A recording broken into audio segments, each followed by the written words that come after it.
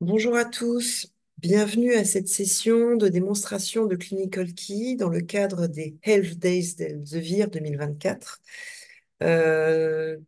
qu'on organise dans le cadre de la Journée mondiale contre le cancer de l'OMS qui a eu lieu le 4 février. Je suis Christelle Porté, je suis responsable de formation et d'accompagnement utilisateur pour les solutions cliniques d'Elsevier. Je ne suis pas médecin, donc l'idée n'est pas de faire un topo exhaustif sur le cancer, mais d'utiliser cette journée mondiale de sensibilisation de l'OMS contre le ou les cancers pour faire une démonstration de Clinical Key, qui est un outil d'information et d'aide à la pratique clinique qui permet d'actualiser ses connaissances sur une pathologie donnée en termes de diagnostic, de traitement. Je vous présente une courte présentation sur PowerPoint et je vous ferai ensuite une démonstration en ligne de l'outil. Si vous avez des questions, n'hésitez pas à me les poser lors de la session dans le chat ou dans les questions-réponses. Donc, le 4 février a eu lieu la journée mondiale de lutte contre le cancer. Voici un topo très rapide sur cette pathologie, puisque je le rappelle, je ne suis pas médecin.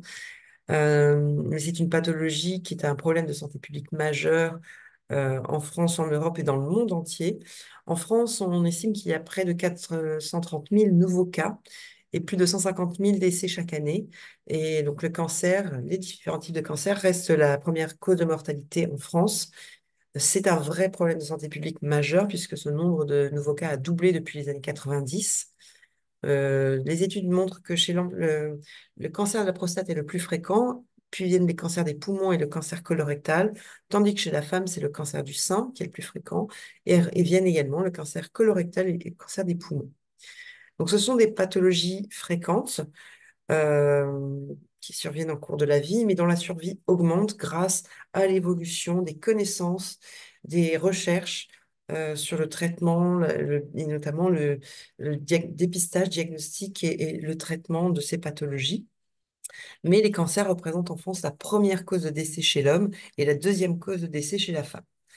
Euh, L'organisme Santé publique France, ainsi que d'autres organismes partenaires tels que l'Institut national de cancer, copilotent la surveillance épidémiologique et participent à leur prévention, d'où l'intérêt de ces journées mondiales de sensibilisation pour la lutte contre ces pathologies de santé publique, pour inciter les patients, les personnes à se faire dépister, à la prévention, au dépistage et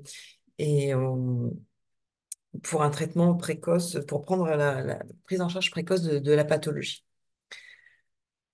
Euh, je vais vous montrer comment Clinical Key, qui est un outil d'information d'aide à la pratique clinique et à la recherche clinique, vous permet d'accéder à des informations fiables, validées sur des thématiques comme le ou les différents types de cancers. C'est un moteur de recherche bilingue, français-anglais, qui permet d'accéder aux ressources documentaires d'Elsevier et de ses partenaires.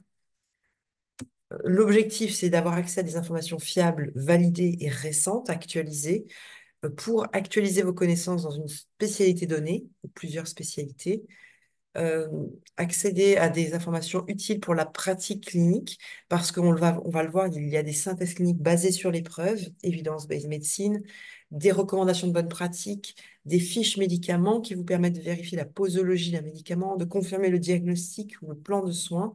Donc, c'est un vrai outil d'aide à la pratique clinique qui peut être utilisé aussi pour la recherche clinique parce qu'on a accès à des essais cliniques sur de nouveaux traitements sur le cancer, on va le voir, sur des pathologies. Et c'est un outil qui peut être utilisé aussi pour trouver des illustrations, mettre à jour des présentations de cours, etc., et les illustrer par des contenus multimédia qu'on trouve dans les ressources d'Elsevier, revues, livres, MC.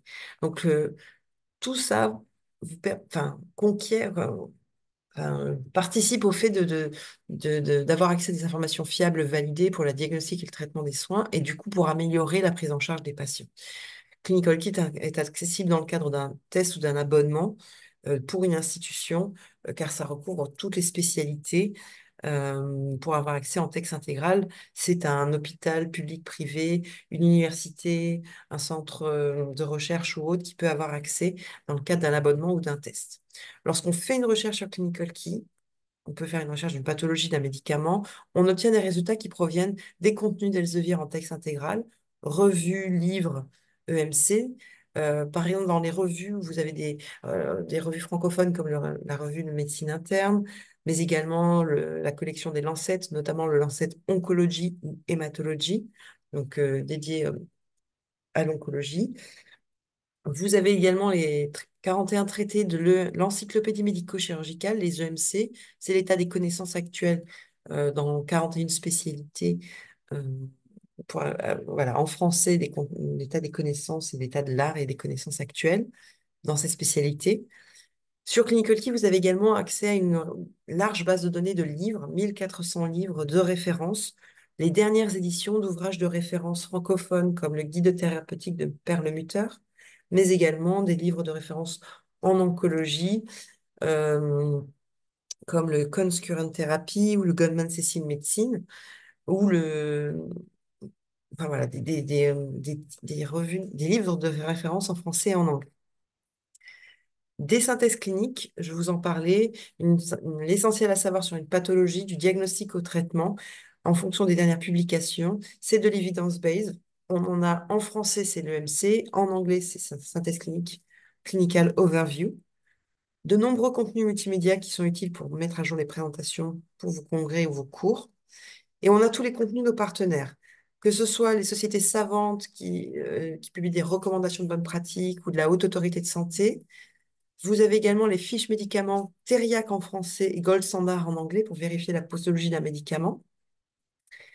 Les essais cliniques menés actuellement et publiés sur clinicaltrials.gov. Donc, ce sont des essais cliniques américains, mais également européens, français.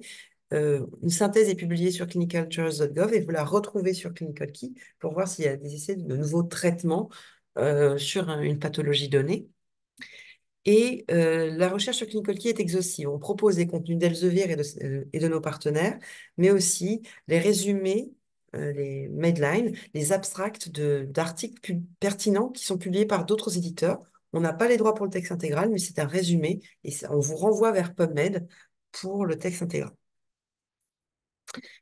Alors, avant de passer à la démonstration en ligne, juste pour vous montrer que sur la thématique du cancer, et je vais parler des cancers du col de l'utérus plus particulièrement, on peut trouver des sources utiles sur Clinical Key, donc synthèse clinique, des ressources en général, médecine générale à cause, oncologie, mais également, voilà, ces titres de référence sont accessibles en texte intégral sur Clinical Key. Je vais vous montrer maintenant comment faire une recherche sur Clinical Key. Donc déjà, comme je le rappelle, il n'y a pas d'abonnement individuel. C'est un abonnement institutionnel d'une université, d'un hôpital public ou privé, d'une clinique et autres. C'est accessible sur clinicalkey.fr sur n'importe quel ordinateur de l'institution qui a accès dans le cadre d'un test ou d'un abonnement. On peut y avoir accès directement sans se connecter, mais l'intérêt aussi, c'est de créer son compte personnel en saisissant son prénom, son nom, son adresse email. Vous choisissez un mot de passe et vous cliquez sur J'accepte les conditions d'utilisation. Vous pouvez utiliser une adresse mail personnelle, mais vous n'aurez pas accès à l'accès à distance. Donc, il est vraiment recommandé d'utiliser votre adresse email institutionnelle avec arrobase, le nom de l'institution, le nom de l'hôpital, .fr, .com, etc. Pour vous connecter, adresse mail, mot de passe. Et si vous oubliez votre mot de passe, vous pouvez le réinitialiser directement. Et connexion. Vous savez que vous êtes connecté quand vous voyez votre prénom et votre nom qui apparaît en haut à droite de l'écran. Votre compte personnel vous permettra, on le verra, de voir votre historique de recherche et les recherches sauvegardées qui sont importantes pour vous, pour lesquelles vous voulez faire une veille sur une thématique donnée. Sauvegarder les contenus pour les lire plus tard, sauvegarder des images pour les exporter sur PowerPoint pour une présentation que vous avez à faire en cours, en staff ou autre. Mais le plus important, c'est l'accès à distance. Donc, une fois que vous avez créé votre compte, la deuxième étape, c'est de cliquer sur votre prénom et votre nom, accès distant. Et là, vous activez l'accès à distance en dehors de l'institution pour vous connecter depuis votre ordinateur personnel ou vos appareils mobiles. Et c'est bien précisé que ça ne marche pas avec un adresse mail personnelle. Je saisis mon mail et je reçois un mail avec un lien sur lequel cliquer pour finaliser l'accès distant.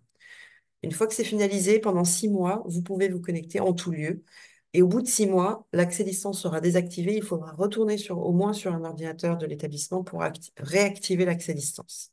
Voilà. Donc, quand on est sur la page d'accueil de Clinical Key, il y a deux façons d'accéder au contenu. Parcourir par type de contenu, les synthèses cliniques basées sur l'épreuve en anglais, l'EMC, l'encyclopédie médico-chirurgicale, c'est l'état des connaissances en français, les fiches médicaments, Thériaque en français, Gold Standard, recommandations, mais aussi des synopsis de familles de médicaments, tout savoir sur les bêta-bloquants, etc. Et également les calculateurs cliniques. Donc ça, c'est un nouveau type de contenu en anglais où on a quelques calculateurs cliniques par spécialité. En hématologie-oncologie, on a ici, voilà, sur les risques de saignement, cancer du sein, etc. Vous avez accès à des scores, des index, et c'est à vous de saisir les données de votre patient. Donc, vous faites votre examen médical, vous consultez les radios, etc. Et vous saisissez les données de votre patient. Là, c'est pour calculer l'index de risque de saignement suite à une thérapie au varfarin. Donc, vous saisissez, si votre patient a plus de 65 ans, ça calcule un score. Et voilà, s'il y a eu voilà, des éléments, etc. Et donc là, ça calcule un nombre de points qui vous est expliqué ici, voilà, sur le risque de saignement avec cette thérapie-là, avec les références. Donc, ce sont différents types de calculateurs cliniques, de scores ou autres. C'est à vous de saisir dans cet espace interactif les informations en lien avec votre patient et ça vous calcule un score qui vous est expliqué ensuite ici. Donc, voilà, donc vous avez ici les notes, la façon de lire, etc. Donc ça, c'est un nouveau type de contenu qui est utile pour la pratique. Ensuite, juste pour vous montrer, si vous descendez sur la page, vous pouvez approfondir vos connaissances en ayant accès à la liste des livres, des revues, des vidéos et des contenus multimédia. Là, c'est pour lire le dernier numéro du bulletin du cancer, par exemple, du Lancet Oncology. Vous allez directement dans Revue et vous allez chercher par ordre alphabétique la revue qui vous intéresse, par titre, si je mets Lancet, ou par spécialité. Vous êtes oncologue, donc vous avez la spécialité par ordre alphabétique à la lettre O. Oncologie, vous avez 70 revues en français et en anglais. Vous pouvez aller consulter le sommaire du dernier numéro euh, de cancer radiothérapie, par exemple. Là, vous avez le dernier numéro et vous pouvez faire une recherche dans cette revue, vous inscrire à une alerte email pour recevoir les derniers numéros. Mais l'intérêt de cet outil, c'est vraiment de l'utiliser comme un Google médical, ou plutôt que de chercher par type de contenu, on va chercher par concept clinique. Donc là, ça peut être une pathologie, mais si je cherche Journée mondiale cancer, je vais voir s'il y a dans ces revues de référence des articles sur la Journée mondiale du cancer. Et là, c'est intéressant parce qu'on a 853 résultats, pas en lien avec une pathologie donnée, mais avec le World Cancer Day. Donc, on voit les résultats qui sont classés par pertinence en fonction du nombre d'occurrences de votre terme de recherche dans le titre, ou en français ou en anglais. Et donc là, on a un article intéressant sur la promotion de la prévention du cancer au Nigeria dans le cadre de ces journées mondiales du cancer. Donc, si ça vous intéresse, vous cliquez dessus. Vous avez accès à cet article du Lancet Oncology en texte intégral, en ligne, et avec la possibilité pour les revues, les livres et les EMC de télécharger le PDF. Voilà l'impact de cette journée mondiale du cancer. Si vous voulez recevoir tous les mois le sommaire du nouveau numéro du Lancet Oncologie, il vous suffit de cliquer sur Alerte email s'inscrire quand vous êtes connecté à votre compte personnel pour suivre l'évolution, les dernières publications de cette revue. Donc là, c'était sur voilà, cette journée mondiale de sensibilisation contre les cancers et de lutte contre les cancers. Mais si vous le souhaitez, vous pouvez faire une recherche globale sur cancer, globalement, les complications, etc. Ou alors, vous êtes redirigé, orienté vers le cancer du sein, le cancer métastatique, et même des revues qui ont cancer dans le titre. Donc, soit vous avez un contenu qui vous intéresse ici, une thématique, mais sinon, si vous souhaitez chercher voilà,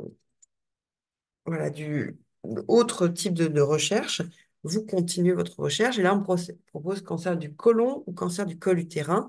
Là, puisque fin janvier, c'était la semaine mondiale de prévention du cancer du col de l'utérus, je fais une recherche sur le cancer du col de l'utérus. Vous avez 17 000 résultats qui sont classés par pertinence, avec ici 2 synthèses cliniques en premier résultat. En anglais, cervical cancer et cancer du col de l'utérus, EMC ACOS, qu'on retrouve ici dans le résumé. Vous pouvez voir les parties avant de cliquer sur Tout voir sur la physiopathologie et facteurs de risque. Donc, soit vous cliquez dessus ou Tout voir.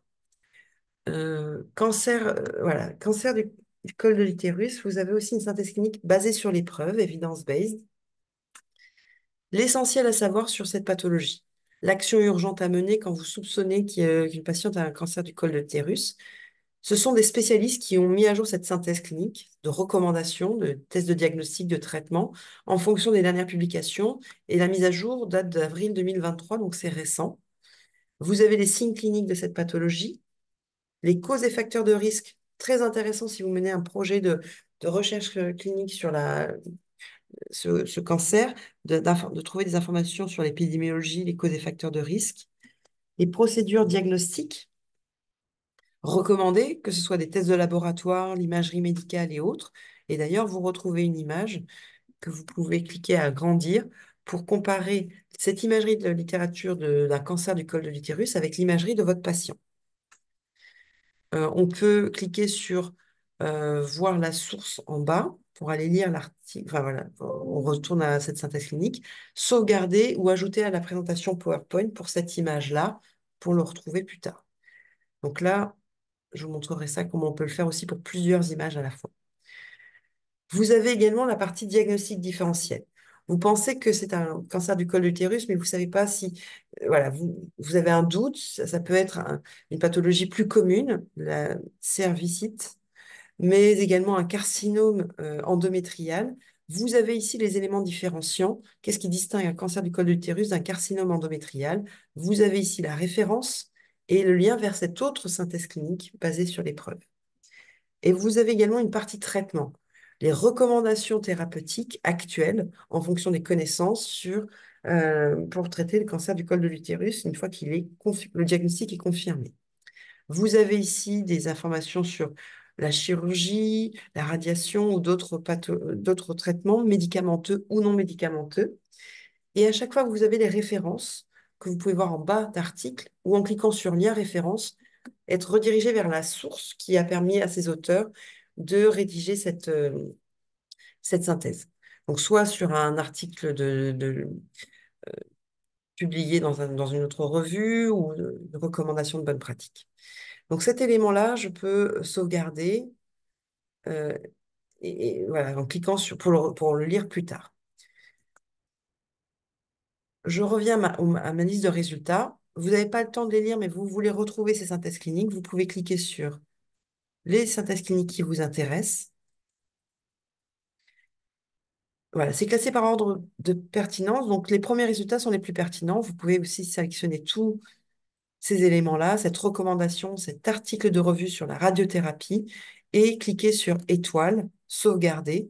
Là, vous créez un dossier thématique ou s'il est déjà créé, vous pouvez ajouter à votre dossier thématique qu'on appelle un tag ces 7 éléments pour les lire plus tard et après les partager avec vos confrères pour recommander la lecture de ces éléments. Donc là, j'ai déjà créé le dossier cancer col de l'utérus.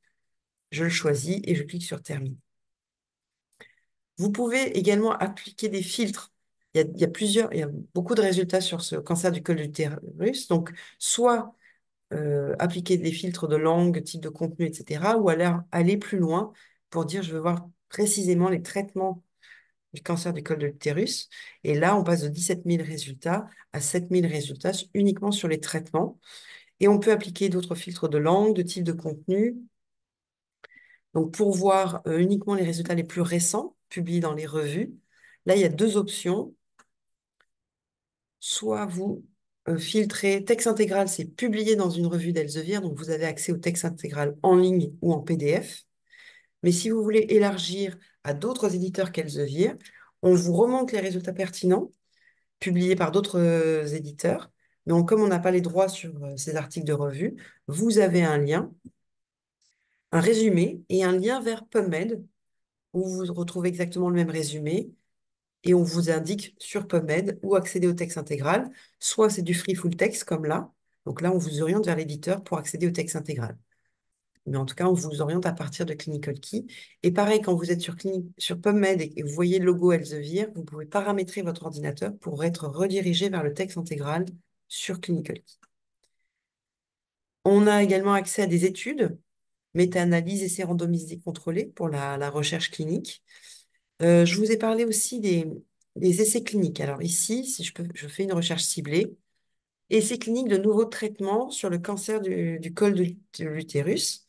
Vous avez ici des essais cliniques voilà, sur la qualité de vie dans le cadre de la prise d'un traitement contre le cancer du col de l'utérus. C'est un essai clinique qui est terminé, interventionnel. Vous avez l'objectif et vous avez le résumé de cet essai clinique. Les critères d'inclusion, la date de publication et le lien pour plus d'informations sur le site de notre partenaire clinicaltrust.gov. Donc là, c'est vraiment sur soit des nouveaux traitements, soit des études interventionnelles pour voir comment le traitement est pris en charge et supporté par les patients. Là, au lieu de chercher, je cherche un contenu ciblé dans les recommandations. Quelles sont les recommandations actuelles de traitement du cancer de l'utérus, du col de l'utérus, donc des recommandations européennes par la European Society Medical Oncology, mais aussi d'autres pays du monde comme le Japon, les États-Unis. Après, à vous, si vous voulez voir que du français, d'affiner les recommandations sur français. On peut appliquer aussi d'autres filtres de date, de spécialité et de date pour affiner encore plus les résultats. C'est facile d'utilisation Clinical Key, c'est intuitif. Moi, je suis là pour vous montrer aussi comment on peut faire une recherche que dans les contenus multimédia. Ça peut être, donc là, sur vraiment les traitements du cancer du col de l'utérus, ça peut être un graphique, un arbre décisionnel et autres. On peut sélectionner plusieurs éléments qui nous paraissent intéressants pour illustrer une présentation que vous voulez faire dans le cadre d'un cours, d'un congrès. C'est libre de droit. La seule chose qu'on vous demande, c'est libre de droit dans le cadre de quelque chose de non commercial. Cancer col utérus, donc je crée mon dossier, sauvegarder. Alors, je l'ai déjà créé et j'ajoute ces éléments-là. Je sauvegarde mes éléments. Une fois que je suis satisfaite de ma sélection, je peux consulter les images que j'ai sauvegardées dans mon dossier, que je viens de créer aujourd'hui. Je peux voir les éléments créés pour d'autres dossiers, donc ce sont des images différentes. Une fois que j'ai fait ma sélection, je clique sur Exporter pour télécharger ces images sur PowerPoint avec les références et les sources et les références. Pareil pour les contenus sauvegardés, je retrouve les éléments que j'ai sauvegardés, que je peux partager ensuite avec des confrères, que je recommandais la lecture à des étudiants, des internes, des résidents et autres. Voilà, donc après, c'est facile d'utiliser. Voilà. Bon, j'ai 135 éléments sauvegardés, j'en ai certains dans le cancer du col de l'utérus, je peux les supprimer, recommander la lecture par mail, etc. Donc en bas de chaque page de Clinical Key, vous avez un centre de ressources qui vous explique comment utiliser Clinical Key de façon optimale, avec des guides d'utilisation en français, en français, des vidéos tutoriels qui vous expliquent comment utiliser Clinical Key de façon optimale. Il y a des prochaines formations en ligne qui seront bientôt annoncées et mises en ligne sur le centre de ressources dans le cadre des Health Days sur les thématiques de sensibilisation de l'OMS. La prochaine journée aura lieu le 9 avril à midi sur la maladie de Parkinson. Vous pouvez vous inscrire en cliquant en scannant le QR code.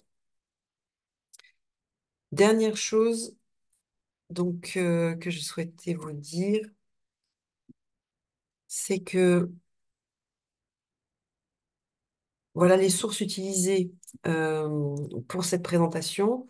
notamment la stratégie décennale de lutte contre les cancers, des dossiers de l'INSERM, du World Cancer Day et des sources principalement venant de Clinical Key. Euh, pour aller plus loin, donc vous pouvez aller voir le centre de ressources et dans le cadre si votre institution est abonnée, je peux organiser des sessions à distance pour des démonstrations de Clinical Key. Et si votre institution n'a pas d'accès à Clinical Key mais souhaite mettre en place un test gratuit d'un mois, vous pouvez contacter cs.france@elsevier.com. Merci pour votre participation.